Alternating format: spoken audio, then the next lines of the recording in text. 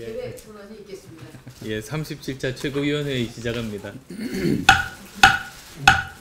예, 곧 이어서 모두 발언하겠습니다. 안철수 당대표님의 모두 발언이 있겠습니다. 새 예산안 협상이 계속되고 있습니다. 여당과 자유한국당의 대치 속에 우리 국민의당이 해법을 제시하면서 합의를 이끌어내기 위해 전력을 다하고 있지만 결국 헌법 54조에 명시된 12월 2일을 넘겼습니다. 경위가 어떻든 국민 여러분께 송구합니다. 수많은 쟁점 사안들이 있었습니다.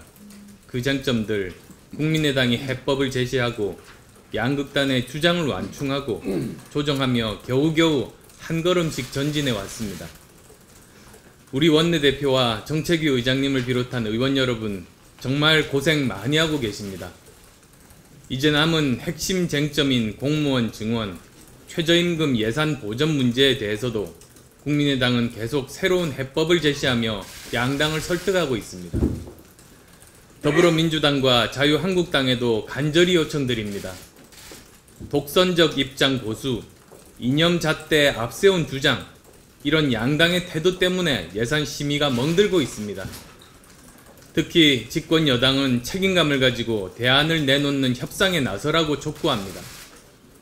법정 시한 넘기면 결국 야당이 여론 못 견뎌 양보할 거라는 엉뚱한 생각 빨리 버리고 현실적 태도 취하기 바랍니다. 국회에 민주당 이중대는 존재하지 않습니다. 국민의당이 내놓은 해법들이 테이블 위에 있습니다. 정부 여당이 현실 직시하고 자유한국당이 결단하면 문제는 바로 풀립니다. 제발 현실을 바로 보기 바랍니다. 어제 인천 영흥도 앞바다에서 발생한 낚싯배 사고, 실종자 2분 빨리 찾기를 함께 기원합니다. 정부는 초동대처 빈틈이 없었다느니 재난 컨트롤 타워가 작동했다느니 하는 홍보에 열 올리지 마시고 사태 수습에 몰두하기 바랍니다. 돌아가신 분들 사후 대책에 빈틈이 없어야 할 것이며 실종자 빨리 찾을 수 있게 최선 다해 주시기 바랍니다. 보도에 따르면 사고 현장에서 1.6km 거리에 해경 파출소가 있었으나 사고 접수 33분 만에 해경 인력이 현장에 도착했고 탑승객을 구조할 전문 구조대는 사고 발생 1시간 지나서 도착했다고 합니다. 세월호를 겪고 해경의 체제 정비가 이루어졌음에도 아직도 긴급 군안 체계가 미흡한 겁니다. 골든타임, 이 말은 우리 국민의 뇌리에 박힌 단어입니다. 여전히 우리 재난 대응 시스템은 골든타임을 놓치고 있는 것은 아닌지 점검이 필요합니다. 안전, 특히 해양 안전에 대한 근본적인 시스템 점검이 필요합니다.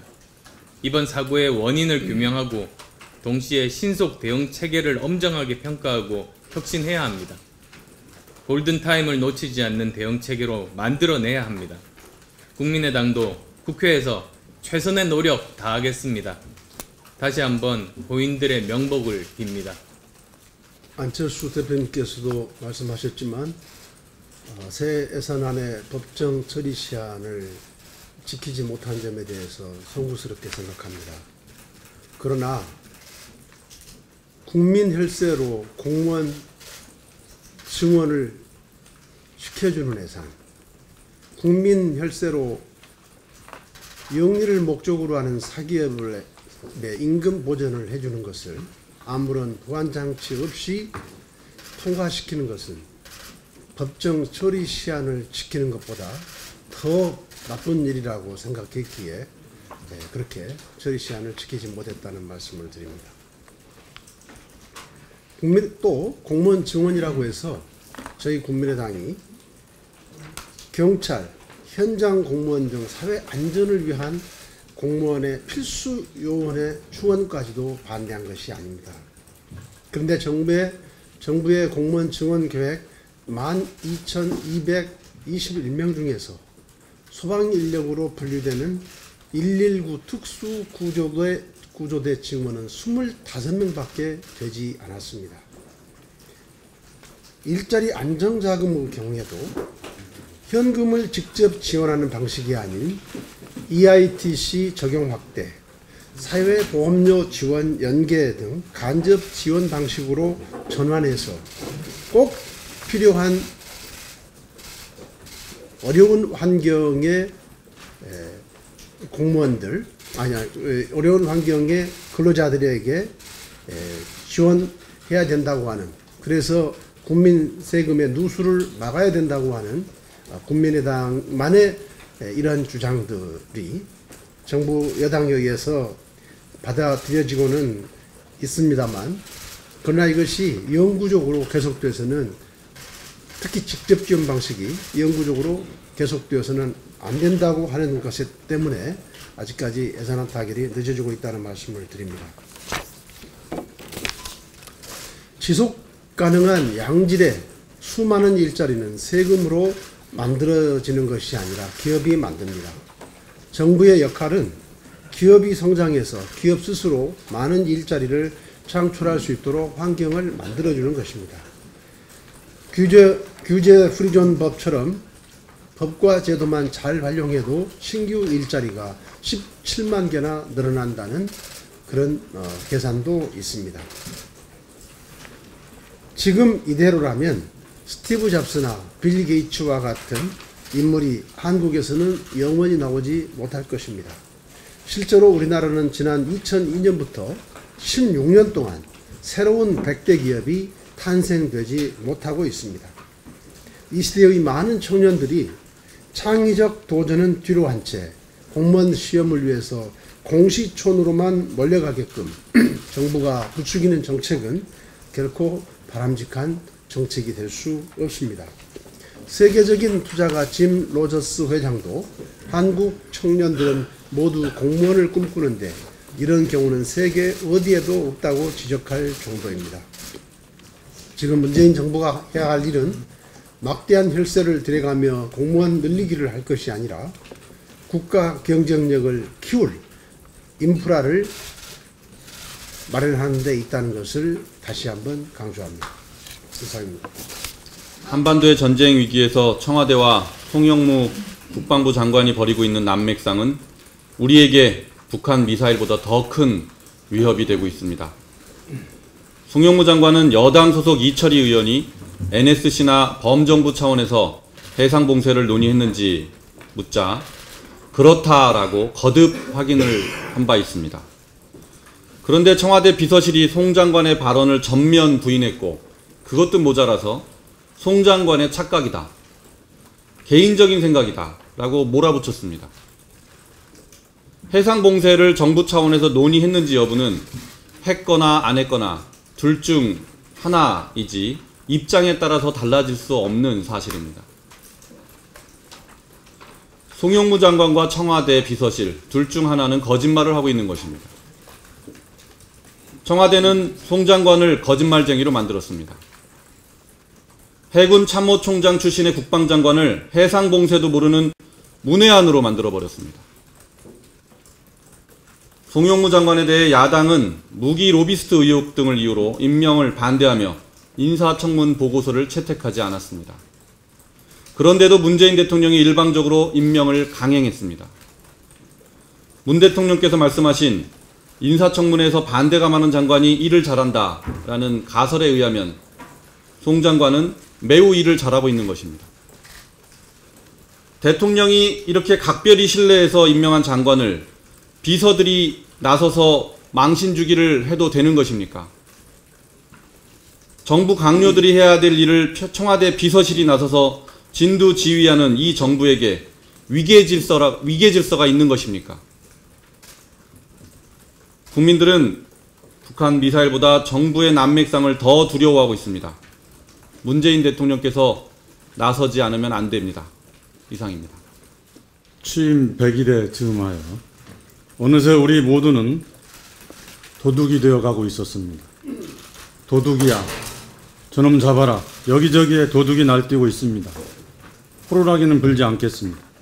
어제는 장자의 도척편을 빌어 도둑의 두목도 덕목이 있어야 한다고 했습니다.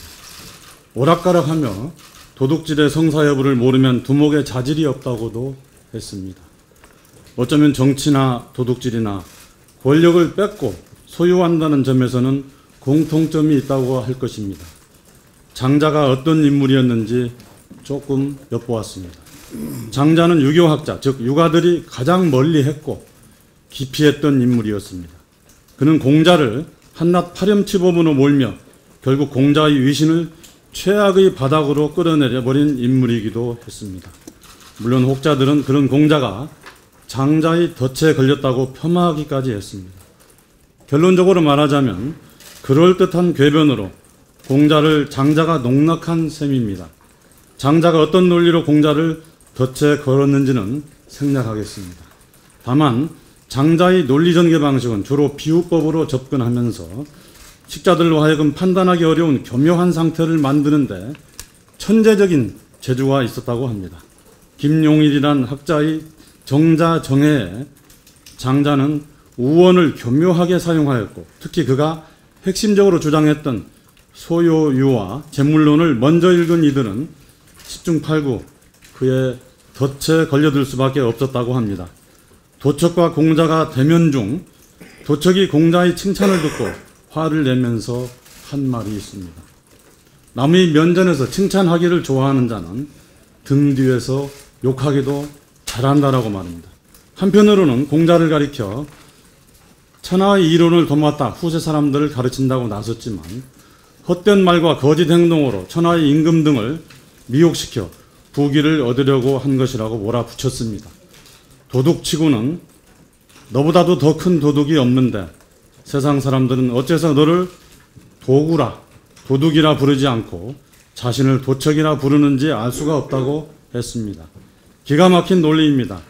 살인과 약탈, 강간, 인육 섭취 등을 아무렇지도 않게 여기는 도척이 공자를 가리켜 자기보다 더한 도둑이라고 꾸짖는 것입니다.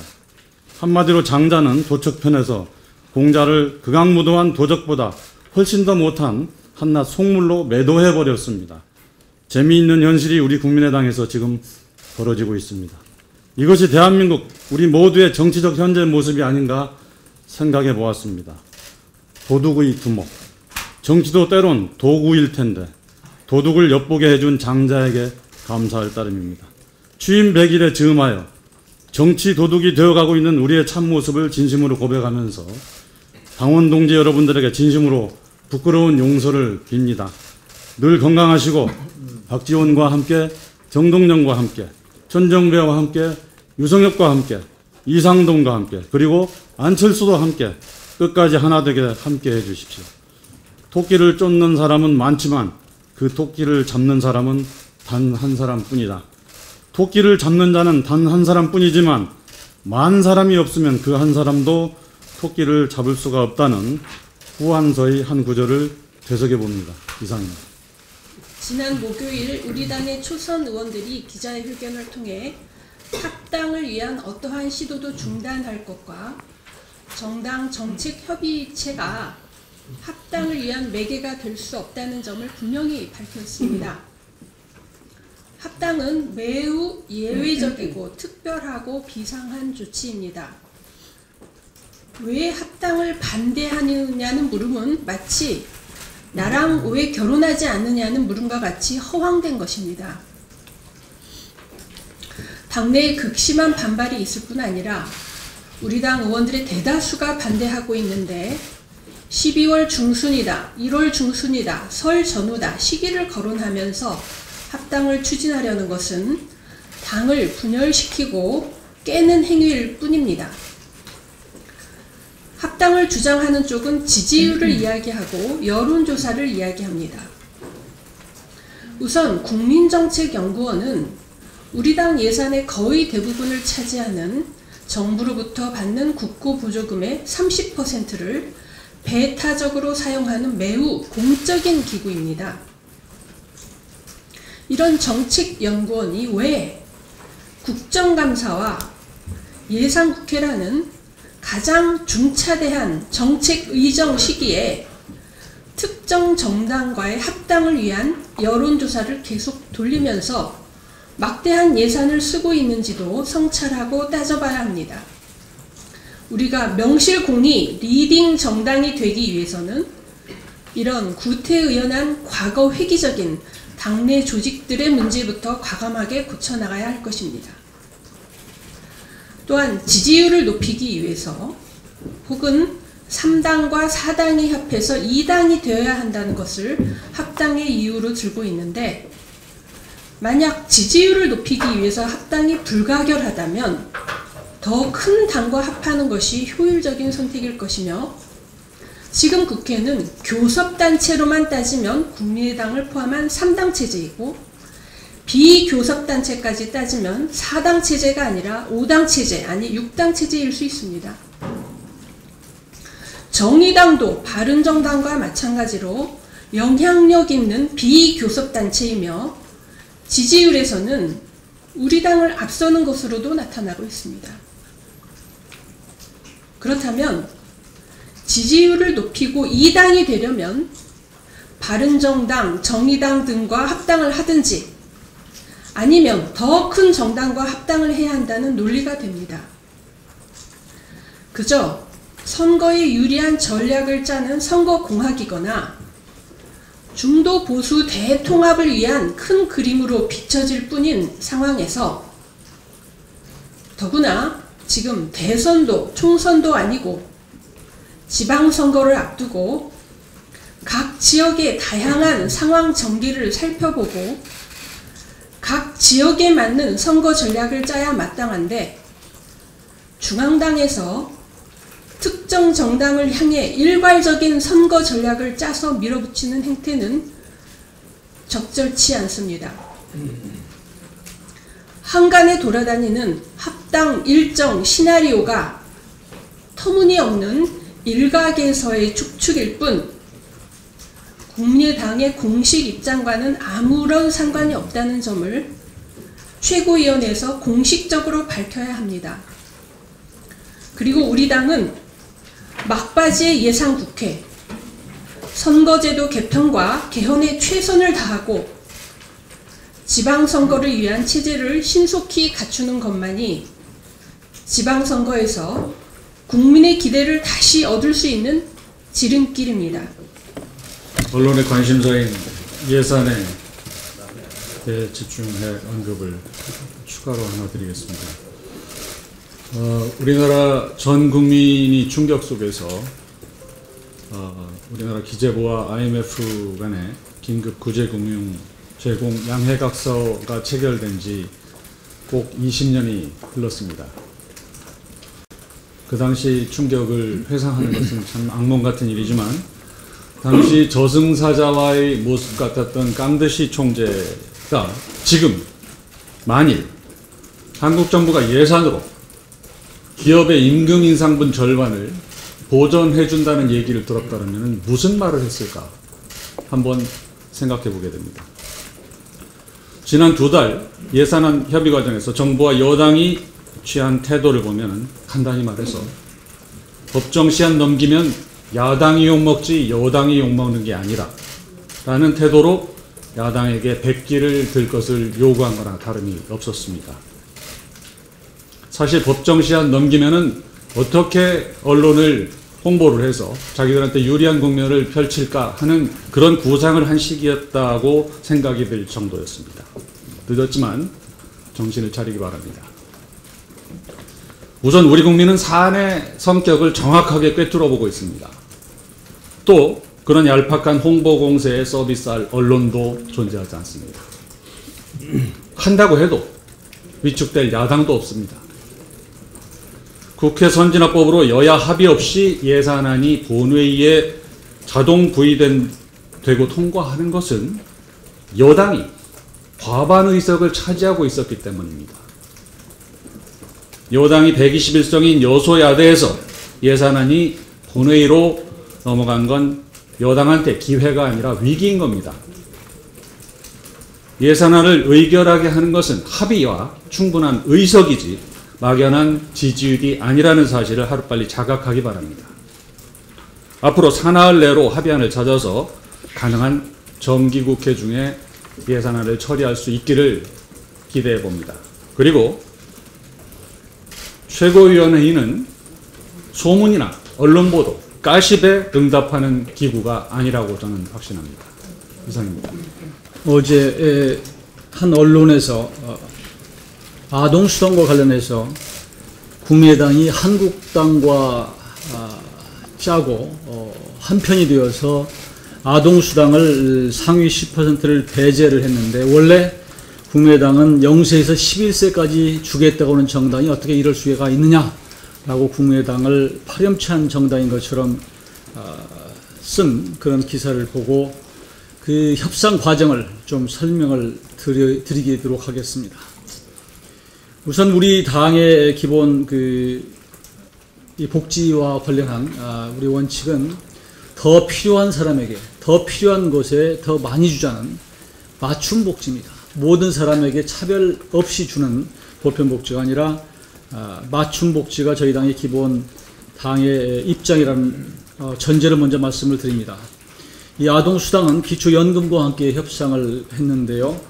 잘 아시는 바와 같이 기초연금의 정부의 입장은 하위 70%까지 25만 원을 주자는 것입니다. 그리고 아동수당은 0세에서 5세까지 10만 원을 주자는 것이 정부 아닙니다. 그래서 우리 당은 이 당의 입장에 따라서 이 하위 70%까지 25만 원을 차별 없이 주기보다는 노인 빈곤율이 50%에 달하기 때문에 하위 50%에게 27만 5천 원을 주고, 그러니까 2만 5천 원을 상향하고, 그리고 50에서 70%까지는 22만 5천 원 정도를 주자라고 얘기를 했습니다. 이것이 폐지 줍는 노인들의 애로를 해소하자는 저희 당의 취지였습니다. 그래서 이것을 정부가 처음에 정부 여당이 수용을 했습니다. 그러면서 그 대신 아동수당은 10만 원을 0세에서 5세까지 주는 것을 전제로 하면 이걸 받겠다 해서 서로 합의가 되는 듯 했습니다만, 그러나 다음날 돌아와서 재원이 이렇게 하면 1조 원 가까이가 더 들기 때문에 수용할 수 없다고 하면서 아동수당을 깎는 것으로 여당 쪽에서 먼저 얘기를 했습니다. 그래서 아동수당을 저희는 아동수당을 80%까지, 그러니까 상위 20%를 제외하고 80%까지 주는 것이 저희 당의 입장이고, 한국당은 70%까지만 주는 것이 입장이었는데, 정부 여당은 기초연금을 그대로 수용해 준다면 상위 10%를 배제하겠다라고 여당이 얘기했습니다. 그래서 저희가 그렇다고 한다면 20%의 남은 재원을 가지고 0세에서 5세까지가 아니라 0세에서 6세까지 주는 게 어떠냐라고 얘기를 했더니, 6세는 초등학교 1학년이기 때문에 이게 곤란하다라고 또 정부가 반대를 해서 여러 가지 논란 끝에 그렇다면 상위 10%를 배제하는 대신에 보육료, 요즘에 굉장히 이 최저임금의 급격한 인상 때문에 어렵습니다. 그래서 보육료 2,783억 원을 충당하는 것을 쓰는 것으로 해서 일단 저희는 상위 10%를 배제하고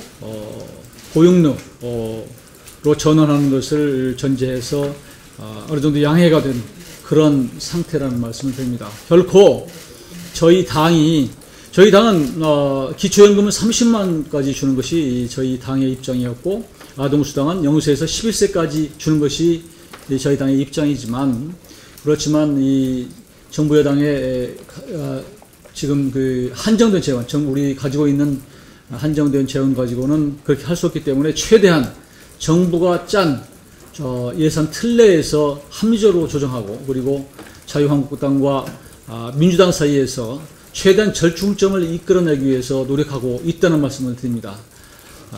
아마 이번 예산안이 합의가 되지 않으면서 정부 여당 쪽에서 국민의당을 압박하기 위한 것인지는 모르지만, 이런 식으로 하는 것은, 언론 플레이를 하는 것은 적절치 않다라는 말씀을 드리고, 결코 예산안 협상을 하는 데 있어서 어쩌면 시간은 집권 여당의 편이 아닐 것이다 라고 하는 경고를 드립니다. 복지 예산 쟁점에 대한 명쾌한 정리 감사드립니다. 이상으로 공개 회의를 마치고 비공개로 회의를 전환하겠습니다. 언론 여러분, 멋진 한 주 되시기 바랍니다. 안철수 당대표님의 진행으로 회의를 계속하겠습니다.